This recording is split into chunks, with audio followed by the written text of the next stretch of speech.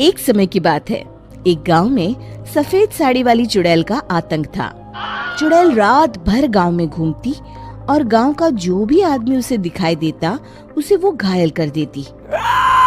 अरे कोई तो बचाओ, मर गया रे।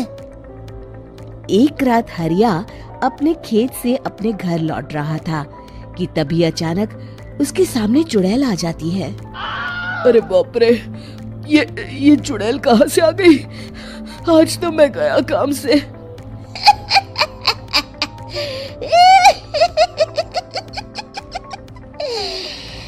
आज मुझे मेरा शिकार मिल गया। अरे चुड़ैल दीदी, मुझे छोड़ दो। जैसे ही चुड़ैल हरिया की तरफ बढ़ती है, हरिया वहाँ से भाग जाता है और अपने घर के दरवाजे पे पहुँचता है। अरे भगवान, जल्दी से दरवाजा खोलो, मेरे पीछे चुड़ैल पड़ी है। हरिया की पत्नी जल्दी से दरवाजा खोल देती है। अरे आप इतना हाफ क्यों रहे हैं? अरे मेरे पीछे चुड़ैल पड़ी है, आज तो मैं बाल बाल बच गया। जल्दी से सभी दरवाजे और सभी खिड़कियों को बंद करके बत्ती बुझा दो। तभी चुड़ैल हरिया के घर के पास पहुंच जाती है। अरे वो आदमी कहाँ गायब हो गया? मैं भी देखती हूँ आखिर कब तक बचेगा। मैं अपने शिकार को इतनी आसानी से नहीं छोड़ती। इतना कहकर चुड़ैल वहाँ से चली जाती है। वहीं दूसरी तरफ हरिया और उसकी पत्नी दोनों अपने घर की खिड़की से ये सब देख रहे होते हैं। अरे बाप रे, ये तो बड़ी डरावनी चुड़ैल थी। अगले दिन ये बात आग की तरह पूरे गांव में फैल जाती है और धीरे धीरे लोग चुड़ैल के डर के मारे शाम होते ही अपने घरों से बाहर निकलना बंद कर देते हैं। कुछ दिनों के बाद भाई, मैंने तो इस चुड़ैल के डर के मारे रात को अपने खेतों को पानी देना बंद कर दिया है। कहीं मेरी फसल सूख गई तो मैं तो कहीं का नहीं रहूंगा। साहूकार का कर्जा कैसे चुकाऊंगा? अरे भाई, पूरे गांव वालों का यही हाल है। पता नहीं ये चुड़ैल हमारे गांव में कहां से आ गई। फिर एक दिन गांव के पास वाली नदी के किनारे एक बहुत बड़े तांत्रिक के आने की बात कुछ गांव वालों को पता चलती है। वो लोग जाके ये बात गांव के मुखिया को बताते हैं। मुखिया जी, नदी के किनारे एक बहुत ही पहुंचे हुए तांत्रिक बाबा आए हैं। हमें उनसे मदद मांगनी चाहिए। मैंने सुना है वो बड़े बड़े भूतों और चुड़ैलों को अपने वश में कर लेते हैं। मुखिया जी सभी गांव वालों को लेकर उस तांत्रिक के पास पहुंच जाते हैं। ओम फट स्वाहा, ओम फट स्वाहा। तभी तांत्रिक अपनी बंद आंखों को खोलकर कहता है, क्या बात है? तुम सब लोग यहाँ क्यों आए हो? मुखिया जी उस तांत्रिक को सारी बात बता देते हैं। अच्छा, तो ये बात है। और तांत्रिक अपनी आंखों को बंद कर लेता है। मैं देख रहा हूँ तुम्हारे पूर्वजों ने बहुत पाप किए थे, जिससे ये गांव अब श्रापित हो चुका है। उसी के फल स्वरूप तुम्हारे गांव में चुड़ैल आई है। ये चुड़ैल बहुत खतरनाक है, ये किसी को नहीं छोड़ेगी। हे भगवान, मर गए रे, अब क्या होगा? तभी गांव के मुखिया जी कहते हैं, बाबा, इस चुड़ैल से हम सबको बचा लीजिए। कोई तो उपाय होगा। इसका सिर्फ एक ही उपाय है। सभी गांव वालों को बारी बारी हर दिन अपनी आधी फसल उस पहाड़ी के ऊपर बनी काली गुफा में छोड़ के आनी होगी।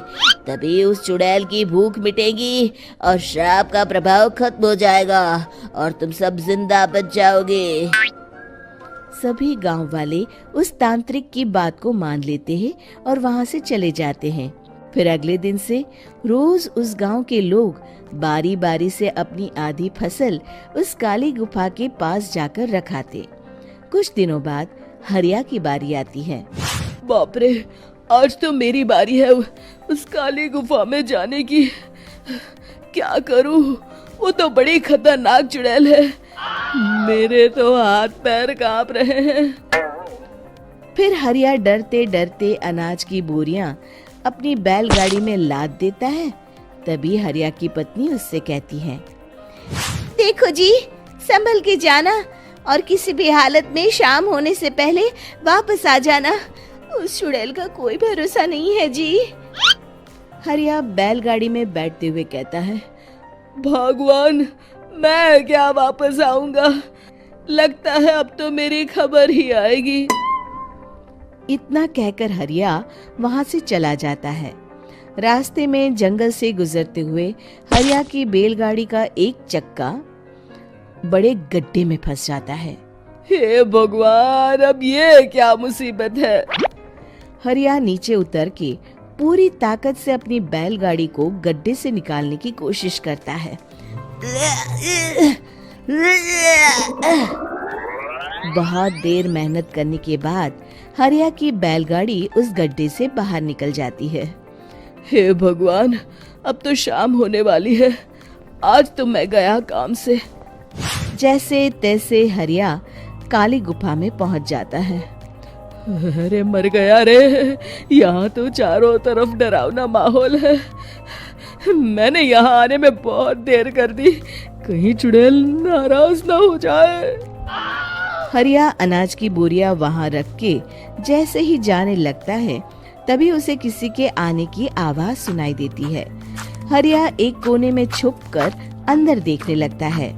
चुड़ैल वहां आती है और फिर अपने चेहरे से नकली चुड़ैल का मुखौटा निकाल देती है। हरिया ये देख के हक्का बक्का रह जाता है। तभी चुड़ैल कहती है, भैया यहाँ आना। आज तो बहुत अनाज आया है, इसे मिलाकर अब हमारे पास ढेर सारा अनाज जमा हो गया है। कल ही हम इसे शहर में बेच आएंगे और माला माल हो जाएंगे। तभी अंदर से नदी के किनारे वाला तांत्रिक बाहर आता है। अरे, ये तो तांत्रिक बाबा है।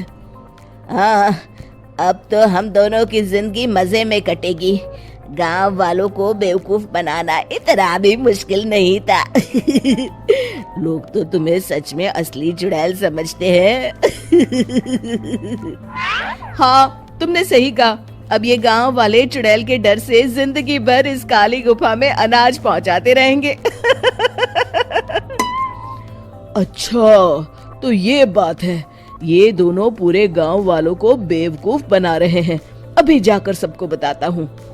हरिया उन दोनों की पूरी बातें सुन लेता है और जल्दी से वापस गांव में आता है। गांव वालों को पूरी बात बता देता है। इससे पहले वो दोनों हमारा अनाज लेकर शहर जाए, हमें उन दोनों को पकड़ना होगा।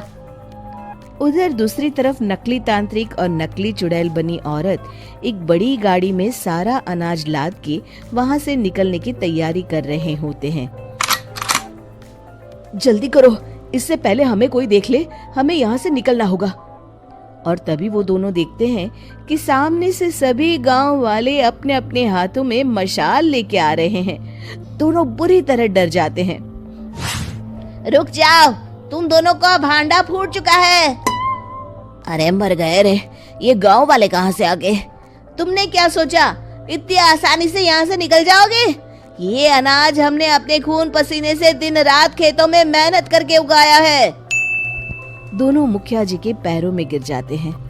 हमें माफ कर दीजिए, हम दोनों एक नंबर के कामचोर हैं। बिना मेहनत किए पैसे कमाना चाहते थे। हाँ हाँ, अब हम आगे से मेहनत मजदूरी करके पैसे कमाएंगे। हमें कुछ मत करना, हमें छोड़ दीजिए। इतना कह के दोनों गांव छोड़ के भाग जाते हैं और सभी गांव वाले फिर से खुशी खुशी रहने लगते हैं।